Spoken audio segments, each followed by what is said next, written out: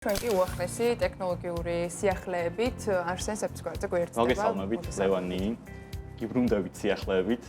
საბედნიეროდ აგრძელებენ მსოფლიოს სხვადასხვა ქვეყნებიდან მკვლევრები მნიშვნელოვანი სიახლეების შემოთავაზებას ჩვენთვის. მაგალითად, შვეიცარიაში ლოზანის პოლიტექნიკური სკოლის მეცნიერებმა შექმნეს ტვინის არაინვაზიური სტიმულაციის თერაპია, რომელიც იმ ინსულტ გადატანილ პაციენტებში, რომლებთაც ჰემიანოფსი ან მხედველობის ველის ნაწილის დაკარგვა განუვითარდათ, მნიშვნელოვნად აუმჯობესებენ მხედველობით ფუნქციას. საუბედუროდ აქამდე არ არსებობდა მკურნალობის ის მეთოდი, რომელიც ჰემიანოფსიას განკურნავდა და ძირითადად მედიკოსები ამ პაციენტებს, ჰემიანოფსიის მქონე პაციენტებს თავაზობდნენ ისეთ თერაპიულ მიდგომებს, რომელიც ერთგვარად სიმპტომებთან, მხედველობის დაკარგვის სიმპტომებთან შეაგუებდა მხოლოდ.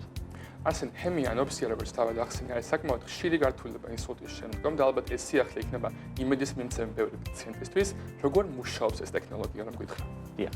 ლევან, შენ მოგეხსენება, რომ ინსულტის დროს ტვინის ზონებს შორის ირღვევა კოორდინაცია და მეცნიერების მიზანი სწორედ ეს იყო, რომ ელექტრული სტიმულაციის მეთოდი, რომელიც აქამდე სხვა ბევრ ტექნოლოგიაში ასევე გამოყენებულია, ამ მეთოდით, სტიმულაციის, ელექტრული სტიმულაციის მეთოდით აღედგინათ ეს ერთგვარი დარღვეული კოორდინაცია, გათიშული კომუნიკაცია ტვინის ზონებს შორის, განსაკუთრებით იმ ზონას შორის, რომელიც უშუალოდ მხედველობაზე არის პასუხისმგებელი. მე ვიცი, რომ შენ შემდეგი სიახლე არის ილონ მასკის შესახებ, რომელმაც თავისი გამოგონებით უსინათლო ადამიანების დახმარებას ეწევა. ასევე ამ თემას ეხება ეს სიახლეც. ილონ მასკის კომპანია, ძალიან ცნობილი Neuralink-ი, მიმდინარე წლის ბოლოსთვის გეგმავს უახლესი ჩიპის, ეგრეთ წოდებული blind sight-ის იმპლანტირებას ადამიანის ტვინში. მასკის კომპანიის სხვა ჩიპებისგან განსხვავებით, ეს ჩიპი მილიონობით ადამიანს, ესეა ჩანაფიქრი, რომ მილიონობით უსინათლო ადამიანს დაუბრუნებს მხედველობას.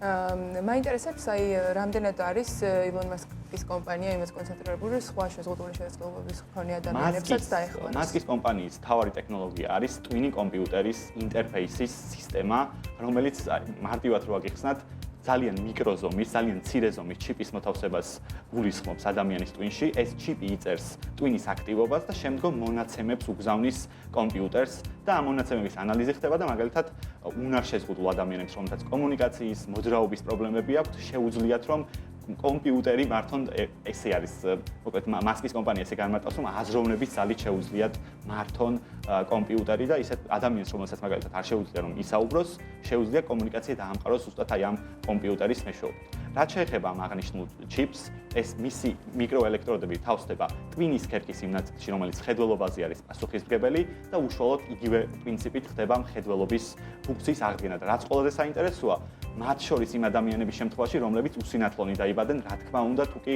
მათი მხედველობის ქერქი არ არის დაზიანებული. ეს სიახლე ალბათ შენ ხშირად ნახე და ასევე შეხვდებოდა დიდი კრიტიკა, რომელიც მოყვება ამ ტვინის ჩიპების თემას ზოგადად და სწორედ ამ ილონ მასკის კომპანიას და მის მიზანს, რა საბოლოო მიზანი აქვს ამ კომპანიას ესე მიღწევა სურთ.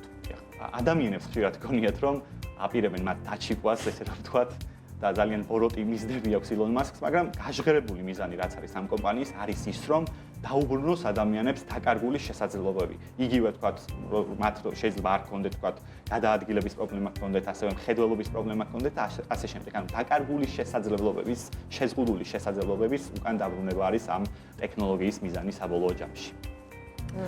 TikTok-ის და კოგნიტური ფუნქციების გავარესებაში. ამერიკის ფსიქოლოგთა ასოციაციამ დაადგინა, რომ ალგორითმზე დაფუძნებული მოკლე ვიდეო კონტენტის, რასაც ჩვენ უწოდებთ მაგალითად TikTok ვიდეოებს ან Instagram-ის რილებს, ხშირი მოხმარება უშუალოდ არის კავშირში კონცენტრაციის და კოგნიტური უნარების გაუარესებასთან და რაც ყველაზე სამწუხარო ამ კვლევით ასევე ირკვევა, რომ მოზარდების, ახალგაზრდების ძალიან დიდი ნაწილი 6 საათზე მეტს იყენებს smartphones და ატარებს ონლაინ სივრცეში.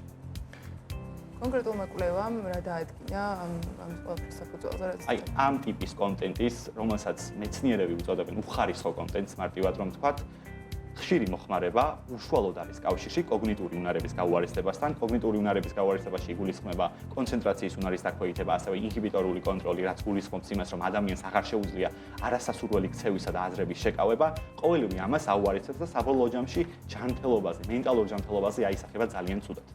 მგონი სოციალმედიებს ჩვენ ყველანი ვიყენებთ და ასევე მათ შორის TikTok-ს და ასევე სხვა ტიპის მედიებსაც, რა ნეგატიური ფიზიკური და მენტალური ეფექტები აქვს რეალურად ამ მეცნიერები ზუსტად განმარტავენ ამას, რომ ხშირი მოხმარება TikTok რილების, Instagram რილების იწვევს თვითიზოლაციას, თვითშეფასების დაქვეითებას, ასევე დამოკიდებულებას ამ კონტენტზე, შფოთვის დასს და მთელ რიგ მენტალურ ჯანმრთელობასთან დაკავშირებულ პრობლემებს, რაც საბოლოო ჯამში ადამიანის ფიზიკურ და სულიერ ჯანმრთელობაზე ძალიან ცუდად აისახება. მგონი რომ ჩვენც მოგმართავ. საკუთარი ყველას ეხება ეს რჩევა და ვეცდებით რომ ჩვენ შევამციროთ ალბათ გამოყენება. გამომივალ. დიდი მადლობა არსენ.